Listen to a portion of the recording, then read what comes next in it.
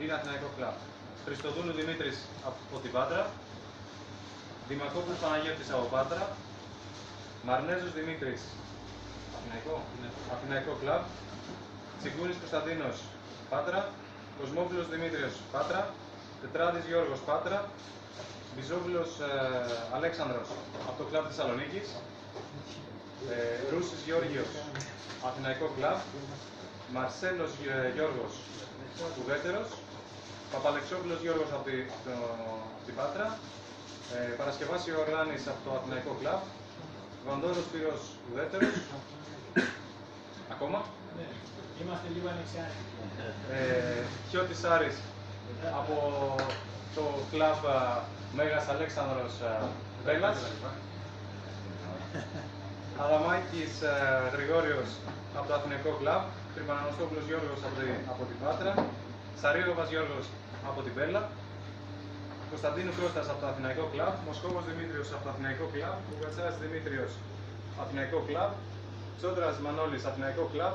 Στανίτσας Χαράλαμπος από την Μπέλλα. Γεωργακόπουλος Σπύρος από το Αθηναϊκό κλαμπ και Βαντόρος Γιάννης ανεξάρτητος.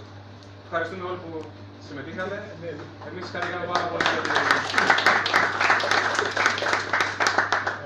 για τη φιλοξενία στο χώρο ως Πάτρα. Προσπαθήσαμε να πάμε όσο καλύτερα γίνεται, πήραμε πολλές εμπειρίες και θέλουμε να διοργανώσουμε το επόμενο Πανελλήνιο στην Πάτρα. Μακάρι να το καταφέρουμε.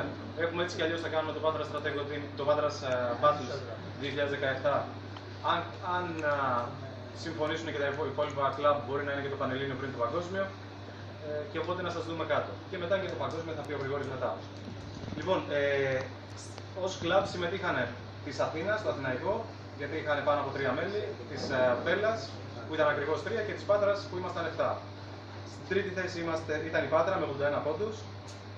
Δεύτερη θέση ήταν η Μπέλλα με 96 πόντους και πρώτη θέση το Αθηναϊκό κλαμπ με 108 πόντους. Συγχαρητήρια, εκπρόσωπος της Αθήνας μπορεί να πάρει την νικητική του πλακέτα.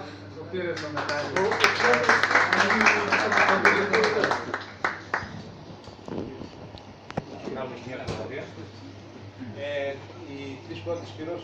Ναι, οι τρεις πρώτοι από το Αθηναϊκό κλαμπ που συμμετείχαν ήταν Σπύρος, Μανώλης και Βουγατσάς, Δημήτρης. Ελάτε. Σήκωσε. Εντάξει, δεν έχει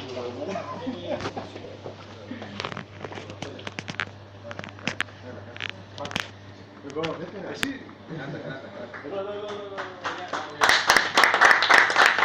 Σημεία παρακαλώ, σημεία λίγο.